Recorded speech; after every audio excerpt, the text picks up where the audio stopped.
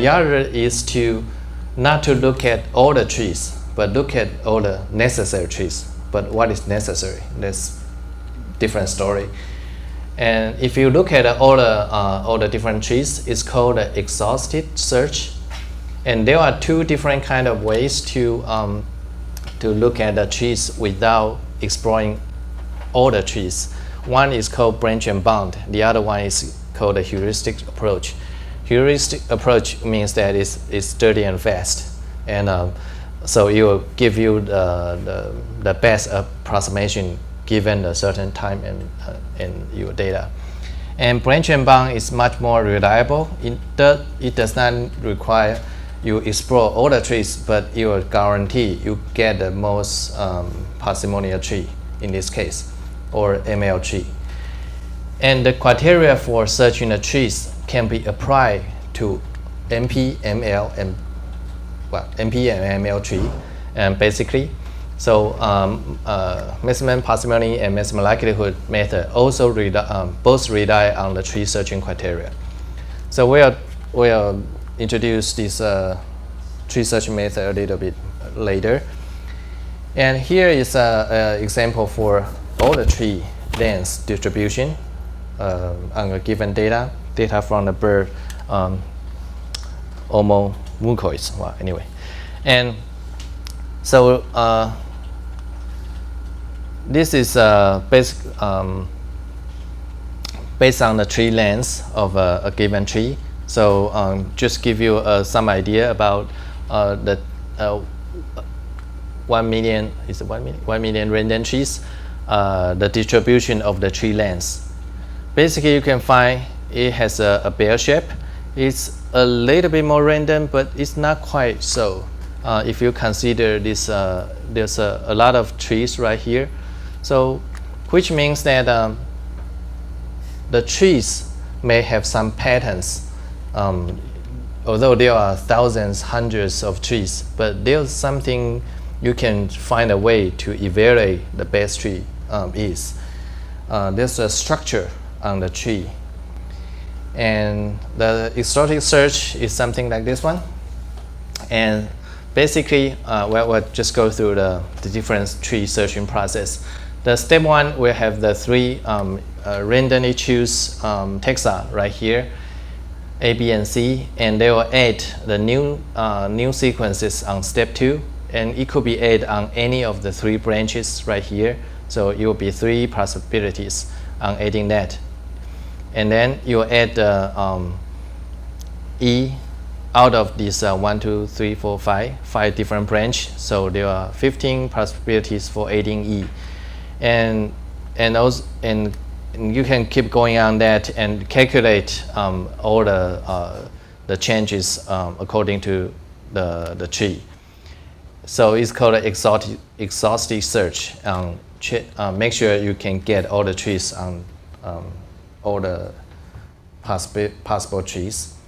So that's one way. And Handy and Penny, they developed a method for this branch and bound searching for the trees, and they basically they want to find the best way to get the most parsimonious tree, but not to explore the whole area. So this is kind of a theoretical, so it's kind of conceptual. So just try to have some imaginations. So basically, they want to solve the problems for from city to cities on this diagram, and the dot means one city. So they are designed for the road to connect all the cities, but with the least distance. So basically, this is a mathematical problem. So you can use this n cities, and will be n minus 1 cities to come next. And then you just calculate from this point, if you started with this point, and you just calculate the distance between the particular point and the others, and try to minimize the distance, and then just go from one to another. You can use a random route, and then the total length will be something like this, or with optimal solutions, and you don't really need to explore all the other possibilities, like go to other area. You just can't just go to the nearest one, and if this fixed, then we can go to the next one and next one and next one. And the actual calculation doesn't really deal with anything in between, right? But you almost can guarantee you get the shortest route from one city to the end. So that's the basic idea of branch and bound, and just to go one step at a time to find the best solution and to avoid the others. That's the idea. That's the concept anyway. So how do we deal with the trees? And that is, they also start with the very simple three taxa tree, A, B, and C. And when they add the new taxa right here, the new sequences D, it could be one here, here, or here. There are three possibilities, right? And for this one, they just compare the three at this step to compare the three trees and which one is the best. If you can just let the computer to decide, and if you consider, okay, this is the very bad tree, I mean, to have a lot of evolutionary change if you add to the branch right here for the sequence D, then you don't go any further, because anything, any other sequences add on to this particular tree will be only have more evolutionary change than all the others, because it already has more changes. So, and you can keep going on that, and just to eliminate those are not suitable, and only choose the route which is the equally parsimonious tree, and keep going on, and only evaluate those best trees on each step of the search. And so basically, the idea is the same for the city route searching process, and it can guarantee the best tree for the search and improve the speed, but it still cannot escape from these some of the constraints, like how to choose which tree and how to stop, and there's still some artificial choosing things. And here is a visualized sample for the trees we are dealing with, and this is very nice illustration for dealing with the how do we deal with the trees. And this is under the search for the heuristic search for trees. And basically, you have to imagine that all the trees can form a so-called tree landscape, and all the tree landscape, each point right here, one individual tree, and the y-axis are the evolutionary step for a particular tree.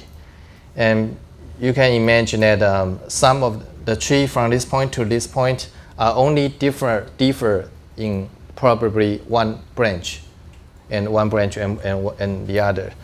So the distribution is not random, basically, the basic idea. So for the whole tree landscape. And how do we deal with the heuristic search is to starting one point right here, and we just evaluate the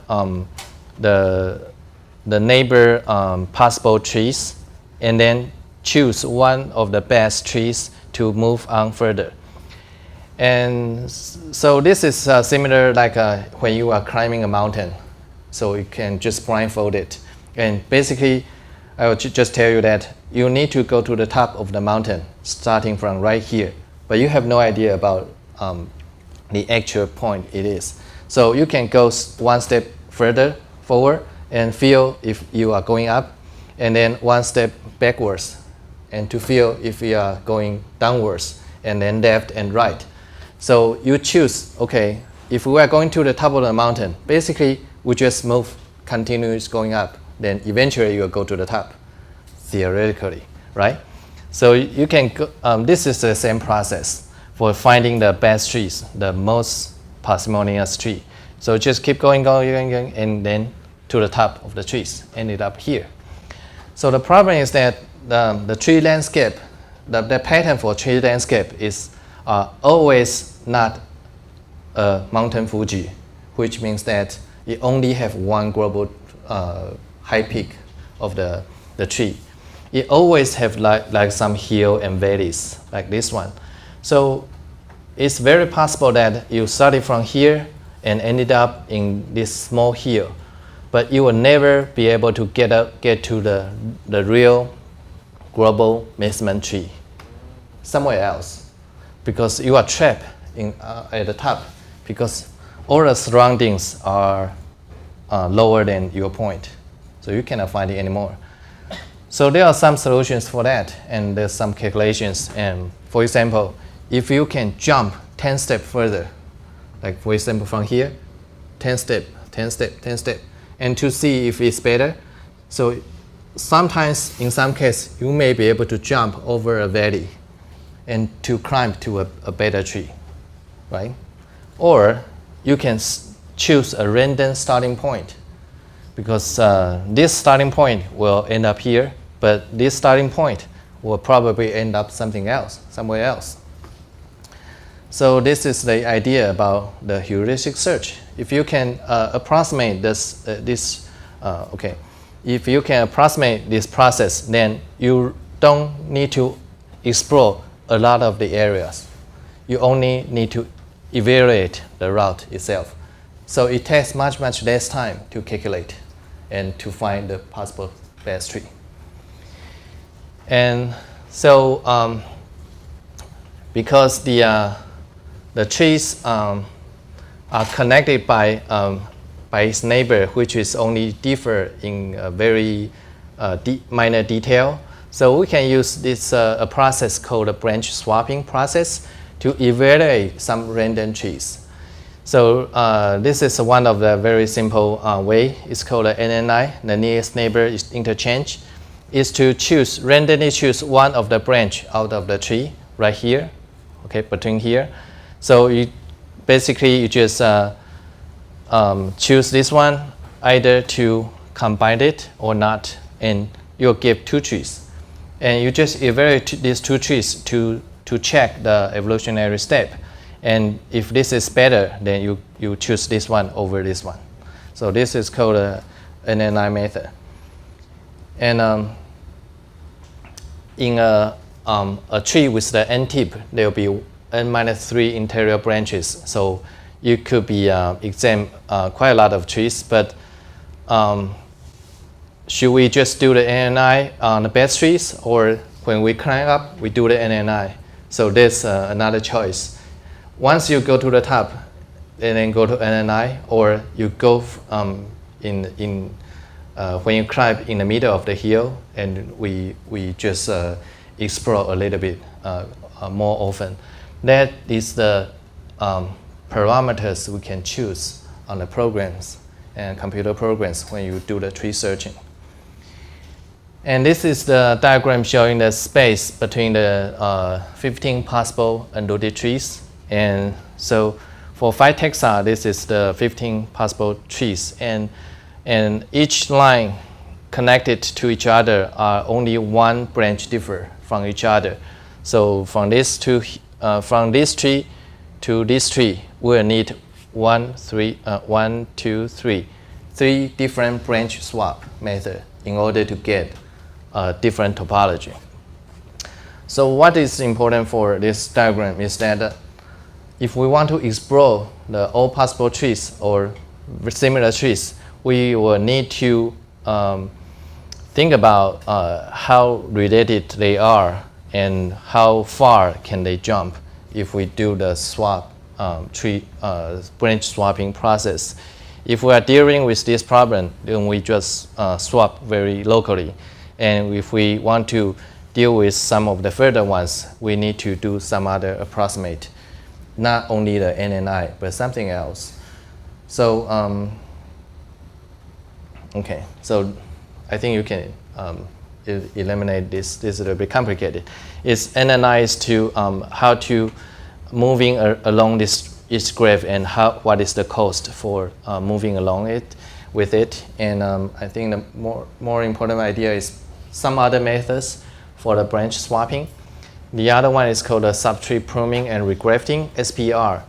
And the idea is to prune one of the branches randomly and then attach to any of the branch. So cut and regraft, just like grafting of the tree. And the new tree, you can compare the new tree with the old tree, and hopefully you can jump over a deep valley and find a better solution for your tree. And another way, which is probably more commonly used, is for the tree bisecting and reconnection, TBR method. And this method is even more randomly, is to cut out any of the branch and choose any of the branch attached to the other part of any of the other part of the branch. So it's similar to the SPR, but SPR is taking this one to a certain point, but in the TBR is randomly choose any of the branch to attach to the others. So this is the actual formula for how many possible ways to reconnect the two trees. So anyway, this is just to give you, when you see the computer program, there are different options, NNI, SPR, TBR, and what is the meaning for that, and what is the best to choose for when you are running a program. And TBR will be probably the best program to choose, but it's more time consuming again.